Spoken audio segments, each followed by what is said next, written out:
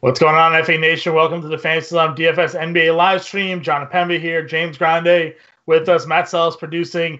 We have a 4-game main slate tonight. Late start. Thursdays are always sort of the late start. FA Nation? Welcome to the Fantasy Slam DFS start NBA time live tonight, stream. so we're getting a little extra time to worry about injuries and tinker with our lineups, but nothing wrong with that. James, how you doing? I'm well, man. Nice little 4-gamer tonight. We got the two TNT games. Nice juicy matchup to start the TNT games tonight. But yeah, I'm excited to jump in and say, how are you, Johnny boy? Yeah, like I said, ready to go. I don't mind these 4-gamers. You know, it's a GPP slate. We kind of talk 3-4 games. Anything under that's more GPP than cash games. So you get your lottery ticket in there. You make a few lineups. You do stars and scrubs and hope that your value comes through, and those big names kind of come for you. That's sort of how I go about these type of slates. But with that said, why don't we just sort of jump right into it?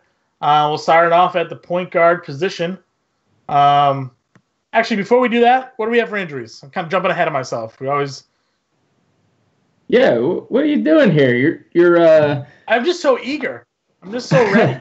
So we were waiting on a couple guys, mainly in Dallas. So Dennis Smith Jr., J.J. Brea, both questionable tonight. No word on either playing. We're also going to get Dirk Nowitzki, a return for Dirk tonight. He's probable to return. John Simmons and Evan Fournier are going to play tonight. Maxi Kleber as well is questionable in Dallas.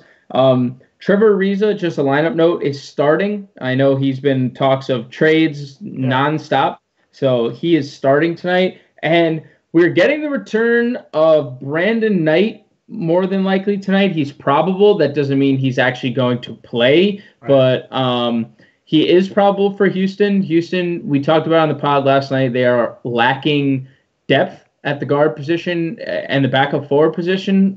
Quite honestly, especially James Ennis out, Melo and them have parted ways. So they are really looking for a punch now that Eric Gordon has moved in the starting rotation. So they don't really have a bench scorer. So maybe in a few games when Brendan Knight is no longer limited, we could see the return of a guy who back in 2015, 2016, averaged a career high 19.6 points per game. 15.2 points per game over his whole career. So this is a guy who could score.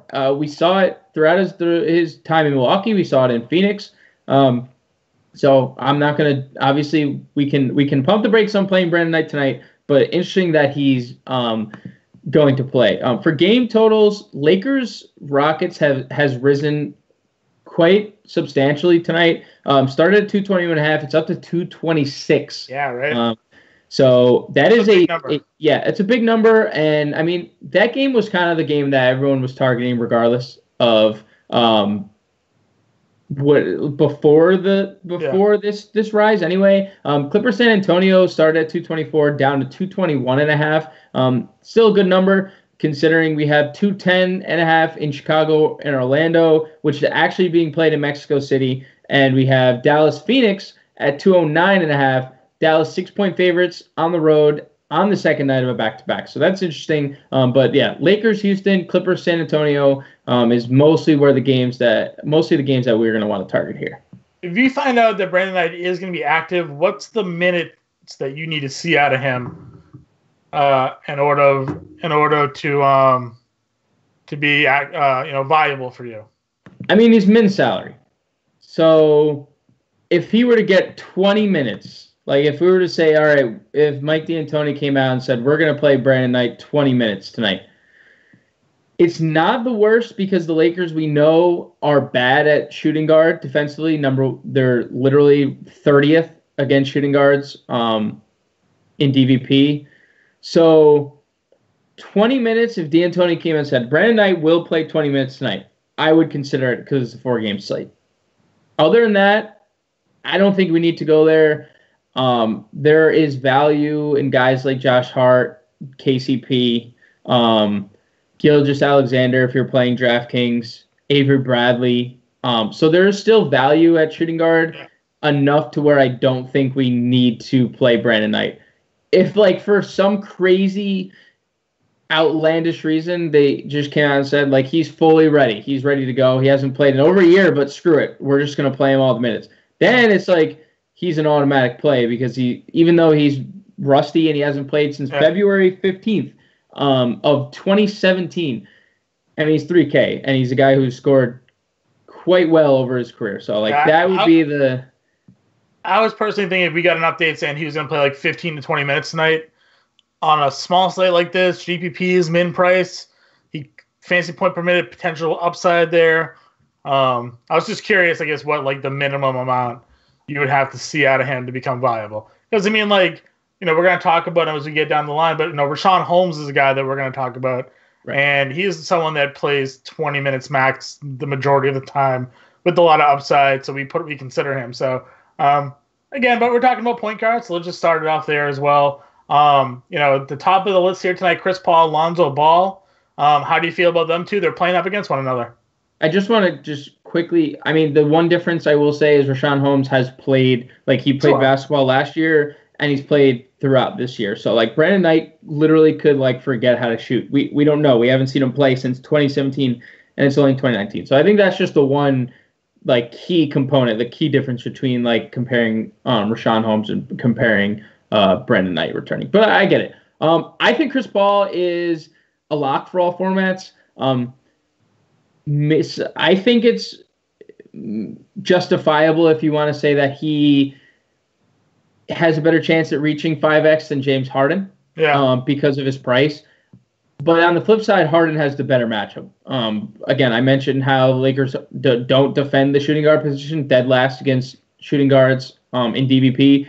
But, I mean, Chris Paul comes in good form, at least from a fantasy perspective. We saw a triple-double last game. We saw 40 fantasy points the game before.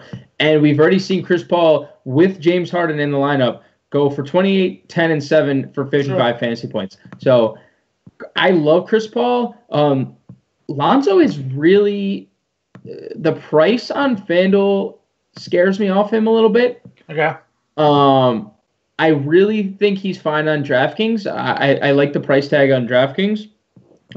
It's hard to ignore the minutes. It's any competitive game lately, he's played big minutes. I mean, he's the only really point guard they have unless they play just LeBron or Josh Hart kind of, So I like Lonzo more on DraftKings. I love Chris Paul on both sites. And then going down, this chalk play of the slate is, the Anthony Melton. Yeah, I mean, everyone's going to own him. And I get why. 4.9K, he's fine for cash. I mean, if you play him in cash games, okay, you don't fade him in cash games if you're playing cash. Because I think tonight there's enough value on the board if you do want to play cash games. In the 4-game slate? I am playing cash tonight. I pick and choose my 4-game slates that I play cash. Tonight there are nice totals. There are there's value options that we can choose, such as Anthony Melton, who's going to be. I mean, we saw Jalen Brunson on DraftKings at like 80% last night. So I can't imagine what Melton's going to be on a 4-game slate. If you don't have him, you're at a disadvantage in cash. Great price on DraftKings. $4,900 is an absolute bargain. On FanDuel, he's $55,000. So I'm sorry, not FanDuel. He's $6,000. $6,000. Yeah, it's crazy. You were thinking of Jalen Brunson at $55,000. I was, who let everybody down last night, like tremendously. But as we kind of, we pointed out in our subscriber chat last night when some people were sort of, upset that he was, part of our playbook, part of the lineups, asking how could we, miss on some. We missed, but so did 87% of the cash game field. Yeah. So did 40% of the GBP field. So, misses like that are I'm not going to say acceptable because you never want to miss, but it's okay to miss with the chalk. It'd be way worse if we played him and he was 3% owned and all of a sudden, you're way at a disadvantage. Because we've now had this sort of now happen to us twice. Langston Galloway the other day was fairly owned, I would say at his price point. Over 20%. Yeah, over 20%, in cash games a little bit higher as well. And he missed. But again, when you're with that much of the field, like it doesn't kill you. You could still cash. And people were winning, double ups last night with Jalen Brunson because the whole field had him. And if you played on FanDuel, he didn't count anyways. So, but all for that reason, especially recency bias on this small slate, and the fact that like for $500 more you pay D'Anthony Melton, for $100 less on FanDuel you can play Chris Dunn potentially. I think there's gonna be some appeal there. I know you use your boy with the Bulls there. I have no problem going back to Brunson against Phoenix. So especially I'll preface that by saying like if Dennis Smith Jr. and JJ Barea are not playing, then Brunson is definitely in play for me. If one of the other is active, like he's still playing. I'd be less interested in Smith because Smith will start and Brunson will have to come off the bench. Agreed. But if it's Smith out, Brea in on a back-to-back, he's a little bit hobbled. Devin Harris on an older player on a back-to-back. I think Brunson's still there for me. Yeah, and I would actually be surprised if Brea plays in this one because, like you just mentioned, Devin Harris is an older player. So is JJ Barea. JJ Barea isn't a spring chicken anymore either. So I'd be surprised if Brea played, especially after leaving last night's game. I know the X-rays came back negative and stuff, but he didn't play the whole second half of that game. Plus, Dennis Smith Jr., there hasn't been really any indication if he's missed 3 games in a row. If he sits tonight, he gets another day off tomorrow. I don't know if either of them play. And if that's the case, I think we could play Brunson all formats.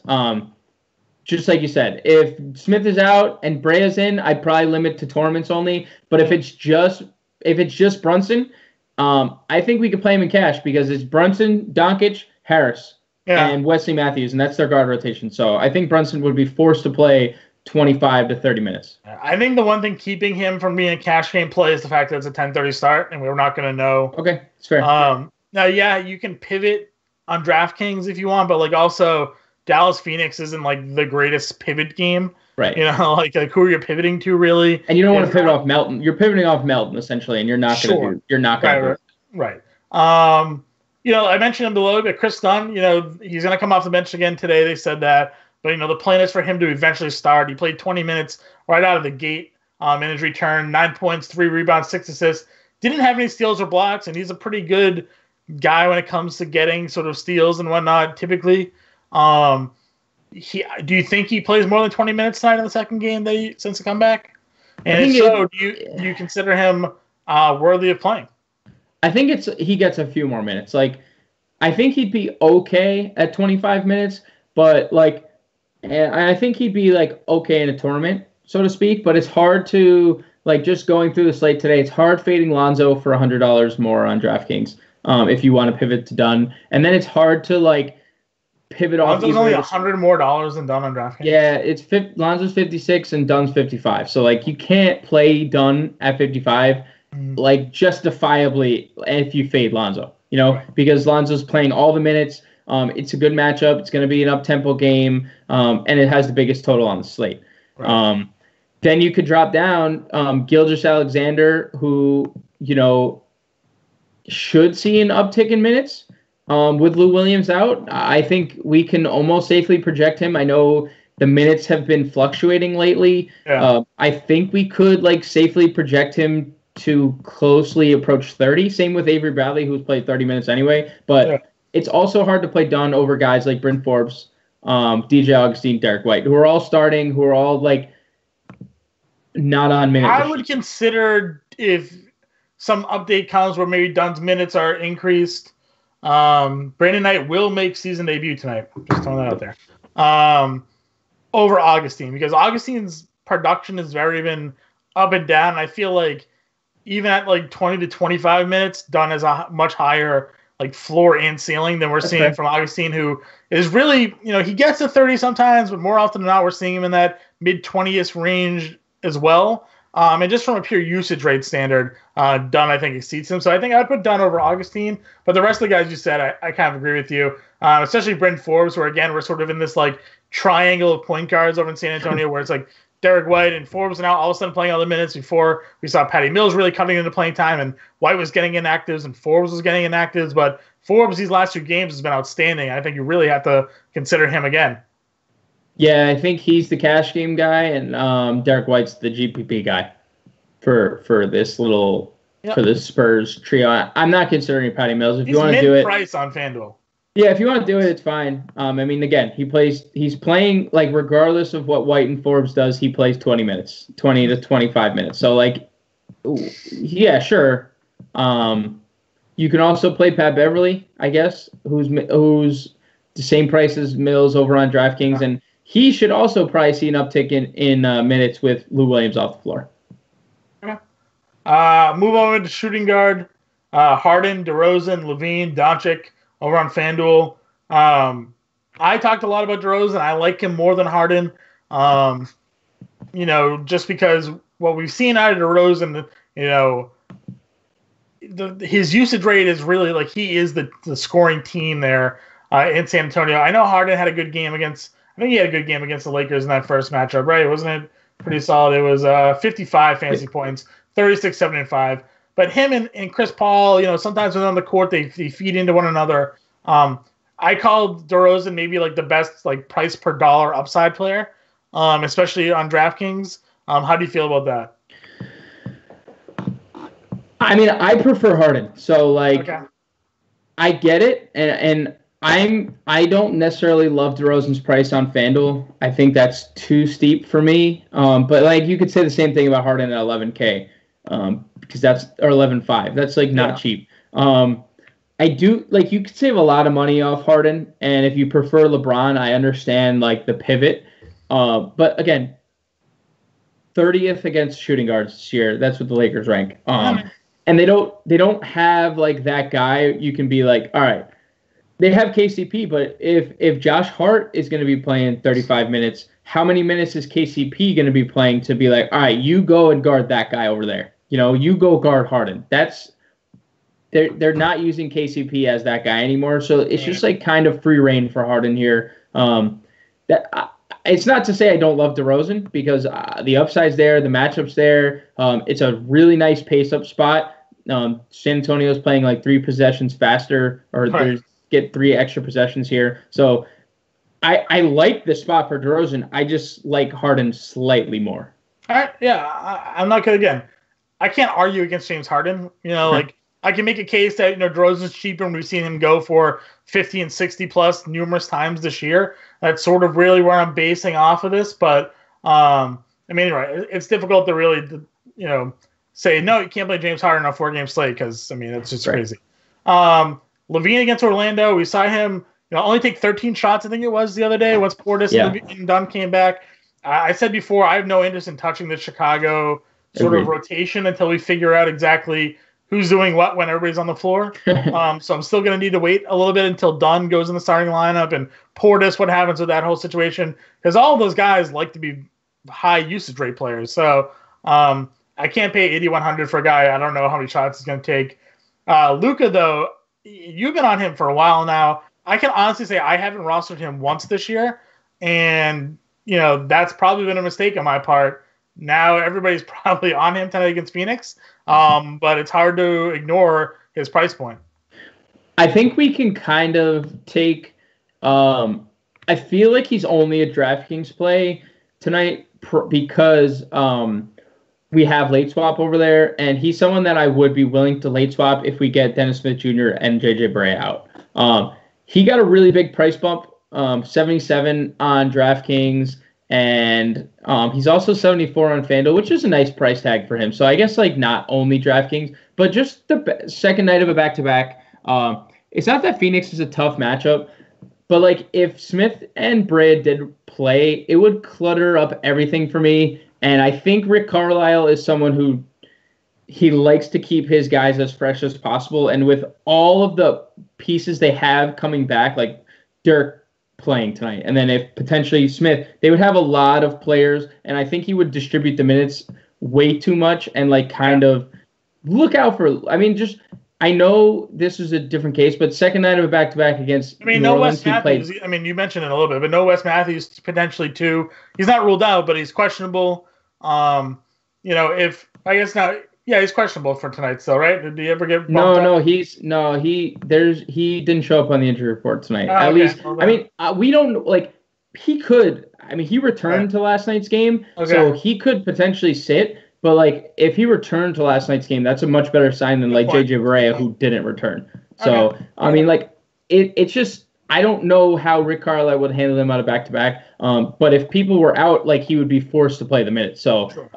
I would really like him to really obviously like to know early. And if so, I think he'd be a nice contrarian pivot on DraftKings after lineup lock. Is there a spend down at shooting guard for you tonight? Is anybody that's really sticking out to you?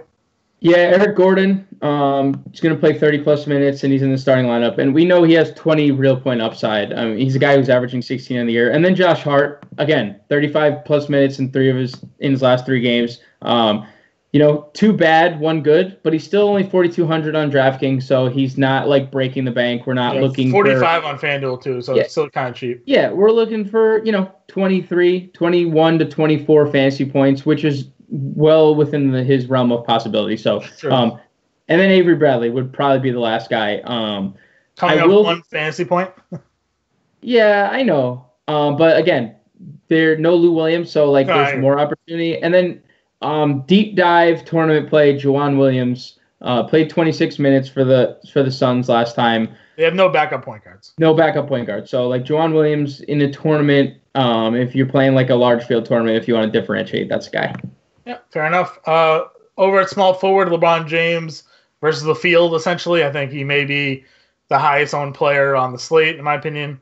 I'm not fading him against Houston. I know he's probably going to see PJ Tucker defense, but the way he's playing right now, he's averaging 60 fantasy points over the last 4 games. He's averaging 1.6 fantasy points per minute during this stretch of games. So LeBron's locked in right now. Top spend up at small forward. I think he really has to play him. You have to play him on this small slate. Maybe you agree, disagree with that. But below them is really the next tier, and you have Danilo Gallinari, TJ Warren, Rudy Gay, Harrison Barnes. You mentioned Trevor Ariza is going to start again tonight. Where are you going with this mid-tier of small forward?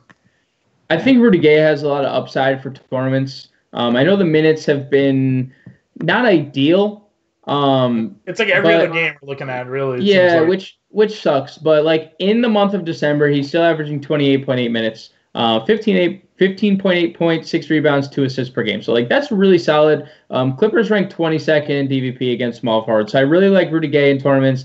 It's obviously hard. Danilo Gallinari is just such a nice cash game play. Yeah. So I think we can go to Gallo and cash. I think Harry B is really intriguing for cash games. Again, not sexy, not exciting, but not worried about the return of the Dirk. No, I mean, I think Dirk cuts into him a little bit, but I think we see more Harry B to the small forward, and a lot of what Dallas did last year with Dirk was play him at center. Yeah. And I think he's probably the guy who spells DeAndre tonight. I don't think it's anything more than that. He's just because you can't play Dirk and DeAndre at once. I don't that's very slow. Yeah, it's too slow. It's not in today's NBA. You just can't do that. So especially when Phoenix is rolling out TJ Warren, Trevor Ariza, Josh Jackson at power forward, they're all 6'7". Dirk and DeAndre have no shot. So I think he spells DeAndre. So I'm not necessarily that. I don't think that impacts Harry B at all. But 22 points per game over his last 2. He's just a guy who's going to play 30 minutes. He's going to take a bunch of shots. And if he gets you rebounds, he can give you 30, 35. So I like Harry B. I think TJ Warren is really intriguing here because if he's not limited, Phoenix doesn't really have – it's him and DeAndre Ayton and obviously D'Anthony Melton out of left field. But it's a 6-point spread, Dallas on a back-to-back. And Phoenix is at home. So, if they keep this close, I don't hate TJ Warren for tournaments. I think they're strong upside. I want to know if he's going to be limited, though, because there's no reason for him to be limited. The injury kept him out, 3 games. Why is he limited at all?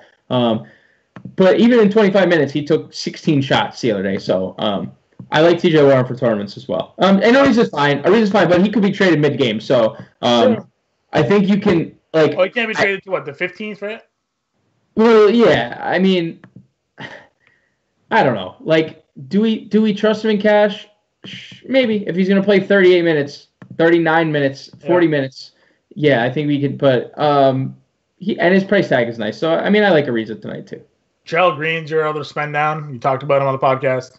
Yeah, I mean, so we just got a quote from Mike D'Antoni. Brandon Knight will play, quote, a few minutes, not many, end Yeah, quote. so So 5 to 10 probably. yeah, so we're going to see run from Gerald Green because, moving Eric Gordon to the starting rotation leaves the Houston bench with nobody Yep. to shoot the basketball. It really except Gerald Green. And we know the one thing that Gerald Green likes to do, other than compete in dunk contests, is shoot the basketball. So Sure. I think if we see 22, 23 minutes, I think we can see into the 20s here. I think Gerald Green could be a really intriguing play for tournaments. Someone who puts up a healthy amount of points because, the Lakers don't play a lot of defense at that shooting guard, small forward position. So What do you think about Daniel House? Mid-price. Yeah. 22 fantasy points in 18 minutes against Portland last game. Handful of 20-minute games earlier at the end of November. 23 minutes against Utah on the 6th. You mentioned all the lack of depth. I think he's going to be in that rotation. Mid-price player.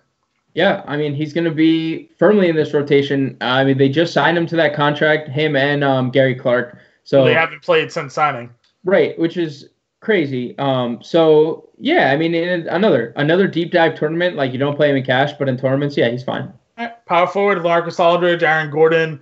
Obviously, the Clippers there with Harrell and Harris and Kuzma, all at the sort of at the top. I think you have to just keep playing Kuzma until he breaks you, right? Like the tier that he's on right now. If you think PJ Tucker is the guy that's going to be on LeBron, like who's defending Kuzma? Right. I think Tucker probably spends time on both. He might just spend time on LeBron. He might just spend time on Kuzma. We don't really have the answer very to that. Small with a small forward of Eric Gordon. So right. So they're probably. Yeah. What do you do? Like, who do you put Eric Gordon on? Who do you put James Harden on LeBron? Do you put James Harden on? Because Harden and Gordon are both like 6'5". So my assumption would, even Tucker is 6'7" and he's playing power forward. They're playing like the smallest lineup in the history of lineups. So they might just honestly, like, if Kuzma is the one who draws Tucker, it's obviously tough, but like you can't deny 6 straight 40-plus games. Right. And it's not like these have all been, easy matchups. Slow-paced San Antonio game, he goes for 40. Slow-paced Memphis game, he goes for almost 50. Slow-paced Miami, like all these spots were down in pace against relatively good defensive teams. Dallas ranks in the top half of defensive efficiency this year. So it's hard to not play Kuzma, especially in cash games. I think you can fade him for tournaments.